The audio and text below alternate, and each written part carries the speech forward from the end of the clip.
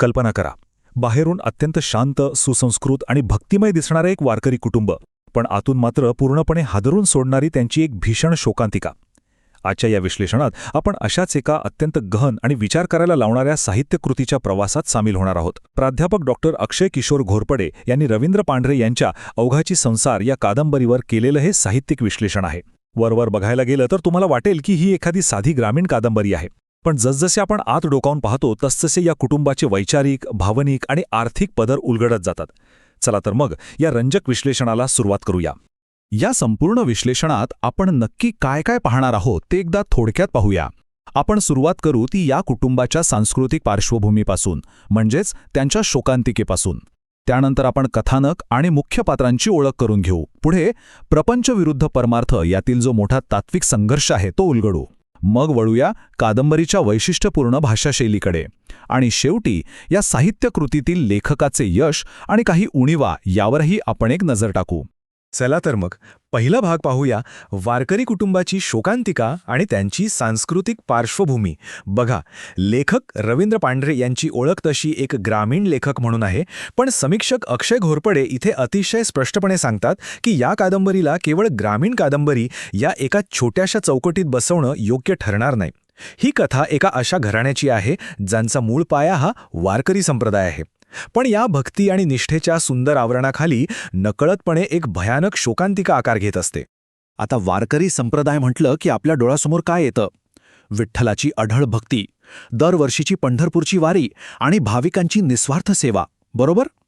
या कुटुंबाचे प्रमुख शिवाआबा हे अगदी याच पठडीतले.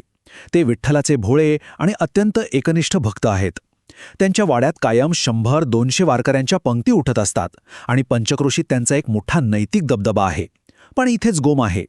या परमार्थाच्या आणि सेवेच्या ओढीपायी शिवाआबांचे त्यांच्या स्वतःच्या घरच्या शेतीकडे पूर्णपणे दुर्लक्ष होते. ते आध्यात्मिक सेवा अत्यंत निर्मळ मनाने करतात हे खरं, पण त्याची जे व्यावहारिक चटके आहेत ते मात्र त्यांच्या कुटुंबाला सहन करावे लागतात.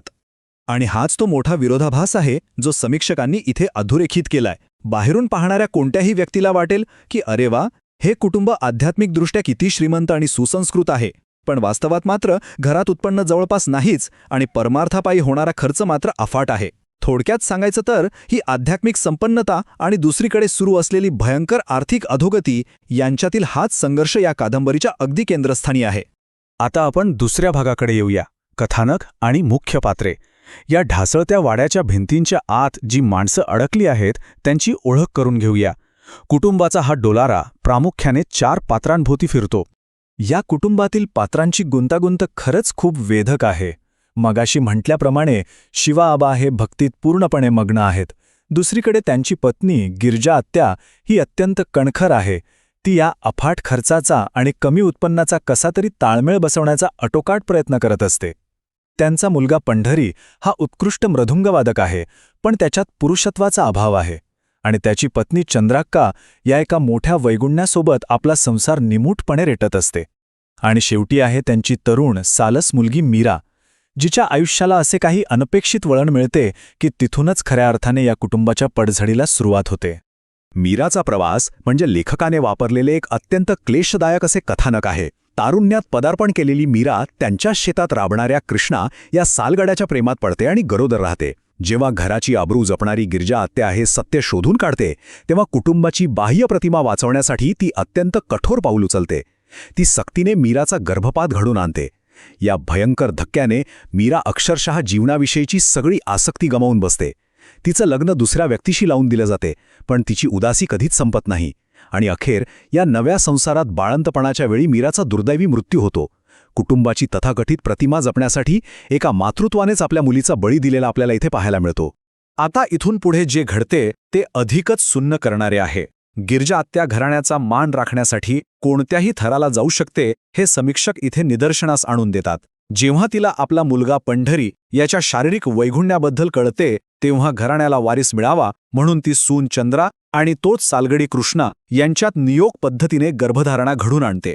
विचार करा, जेव्हा पंढरीला हे सत्य समजते तेव्हा त्याच्या मनाची काय अवस्था झाली असेल. आपण आपल्या पत्नीला सुख देऊ शकत नाही या प्रचंड अपराध गंडाने तो पूर्णपणे तुटून जातो आणि घरादाराचा त्याग करून एकटाच वेड्यासारखा डोंगर माथ्यावर भटकू लागतो. आता वळूया तिसऱ्या भागाकडे, प्रपंच विरुद्ध परमार्थ, एक तात्विक संघर्ष. ही झाली कथेची गुंतागुंत. पण या विश्लेषणाचा जो सर्वात महत्वाचा आणि तात्विक गाभा आहे तो इथे दडलेला आहे. समीक्षकांनी इथे एक अतिशय सुंदर आणि भेदक निरीक्षण नोंदवले आहे. मानवी आयुष्याचं हे जे गणित आहे ना, ते अत्यंत विचित्र असतं. काही लोकांसाठी परमार्थ हाच प्रपंच असतो, तर काहींसाठी प्रपंच हाच परमार्थ.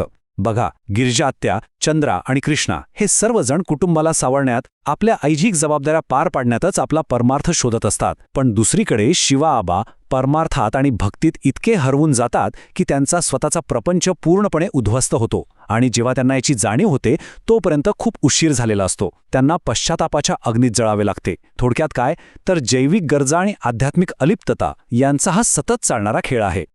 आणि याच अनुषंगाने समीक्षकांचे हे एक अत्यंत प्रगल्भ निरीक्षण स्क्रीनवर पहा. पंढरीच्या शारीरिक स्थितीकडे त्यांनी एका रूपकासारखे पाहिले आहे. पंढरी हा शारीरिकदृष्ट्या असमर्थ असल्यामुळे साहजिकच तो ऐहिक वासनांपासून मुक्त आहे. पण तो परमार्थातही शिवा आबांसारखा पूर्णपणे गुंतलेला नाही. तो दोन्ही पातळ्यांवर निर्विकार आणि निर्मोही उरतो. समीक्षकाला असा प्रश्न पडतो की लेखकाने जाणीवपूर्वक तर पंढरीची व्यक्तिरेखा अशी रेखाटली नसेल. हा विचार खरोखरच आपल्याला अंतर्मुख करणारा आहे. या गहन तात्विक भागाकडून आता आपण चौथ्या भागाकडे, म्हणजे कादंबरीच्या तांत्रिक आणि भाषिक अंगाकडे वळूया. कारण कोणतीही प्रभावी साहित्यकृती तिच्या भाषेशिवाय कधीच पूर्ण होऊ शकत नाही. या कादंबरीचं एक मोठं यश म्हणजे यात वापरलेली भाषा. रवींद्र पांढरे यांनी इथे खानदेशी तावडी बोलीचा अतिशय प्रभावी वापर केला आहे. विशेष म्हणजे त्यांनी ही बोली केवळ पात्रांच्या संवादातच नाही तर निवेदनातही वापरली आहे. तावडी बोलीत लेखन करणारे लेखक तसे दुर्मिळच आहेत. त्यामुळे या बोलीची जी एक खास लय आहे, तिचा अस्सलपणा वाचकांपर्यंत पोहोचवण्यात लेखकाला जे यश आले आहे ते नक्कीच कौतुकास्पद आहे. या भाषेमुळे संपूर्ण कथानकाला एक अतिशय नैसर्गिक आणि वास्तवाचा स्पर्श मिळतो. आता वळूया आपल्या शेवटच्या भागाकडे, लेखकाचे यश आणि अपयश. बघा, कोणतीही कलाकृती 100% परिपूर्ण नसते. समीक्षक अक्षय घोरपडे यांनी एका तटस्थ दृष्टिकोनातून या कादंबरीतील काही उणीवांवरही बोट ठेवले आहे. इथे समीक्षक एक खूप महत्त्वाचा मुद्दा मांडतात. लेखकाने संपूर्ण कादंबरीभर प्रसंगांची मांडणी अत्यंत तटस्थपणे केली आहे. पण काही ठिकाणी हीच तटस्थता कादंबरीच्या यशाला मारक ठरते. जसे की मीराचा गर्भपात किंवा चंद्रा आणि कृष्णाचा नियोग संबंध. हे प्रसंग अत्यंत क्लेशदायक आणि मानसिक उलथापालथ करणारे आहेत. इथे जो भावनिक उद्रेक किंवा इमोशनल एक्सप्लोजन अपेक्षित होता तो लेखकाने कुठेतरी टाळला आहे असे जाणवते. तसेच कथेत संपत मास्तर नावाचं पात्र आहे जे कुटुंबाला वारंवार धोक्याची जाणीव करून देते. ते पात्र जर अधिक विकसित केले असते तर कथानकाला एक वेगळं संतुलन आणि उंची मिळाली असती. या सर्वांचा शेवट कसा होतो तर तो अक्षरशः मन हेलावून टाकणारा आहे. वाढता खर्च न पेलवल्याने शेवटी शिवाआबांना त्यांच्या सगळ्या जमिनी विकाव्या लागतात आणि त्याच भयंकर पश्चातापात त्यांचा अंत होतो. त्यापाठोपाठ खंबीर गिरजा आत्याही हे जग सोडते. उरलेली चंद्राका सर्व काही विकून आपल्या मुलाला घेऊन माहेरी जाते, जिथे तिला तिच्या व्यसनी भावाच्या अत्याचारांना सामोरे जावं लागते. आणि पंढरी तो वेड्यासारखा भिकाऱ्याच्या अवस्थेत गावात भटकत राहतो. इथे समीक्षक एक अत्यंत मार्मिक मुद्दा उचलतात की लेखकाने या मोठ्या शोकांतिकेचे खापर नियतीवर न फोडता आर्थिक नियोजनाचा अभाव आणि व्यावहारिक चुकांवर फोडले आहे. पण केवळ उत्पादन कमी आणि खर्च जास्त या एकाच कारणामुळे एवढ्या मोठ्या कुटुंबाची अशी भयंकर वाताहत होणे हे वाचताना थोडे खटकते. हे विश्लेषण थांबवण्यापूर्वी एका अत्यंत गहन प्रश्नावर आपण सर्वांनी विचार करायला हवा. मानवी आयुष्यात आसक्ती आणि विरक्ती यांचा एक अतूट संबंध आहे. विरक्ती मिळवण्यासाठी देखील मला विरक्ती हवी आहे या भावनेची एक प्रकारची आसक्ती असतेच नाही का? मग या चक्रातून मानवाला खरोखरच कधी बाहेर पडता येईल का? अवघाची संसार ही कादंबरी आपल्याला बरोबर ह्याच प्रश्नाच्या उंबरठ्यावर आणून सोडते. वारकरी जीवनाचे, परमार्थाचे असे अस्सल आणि विचार करायला लावणारे चित्र क्वचितच पाहायला मिळते. या निमित्ताने एका वेगळ्या दृष्टिकोनातून परमार्थाकडे पाहण्याची एक संधी आपल्याला मिळाली आहे. हा विषय आणि हे सखोल विश्लेषण नक्कीच तुम्हाला अधिक विचार करण्यास प्रवृत्त करेल अशी आशा आहे. धन्यवाद.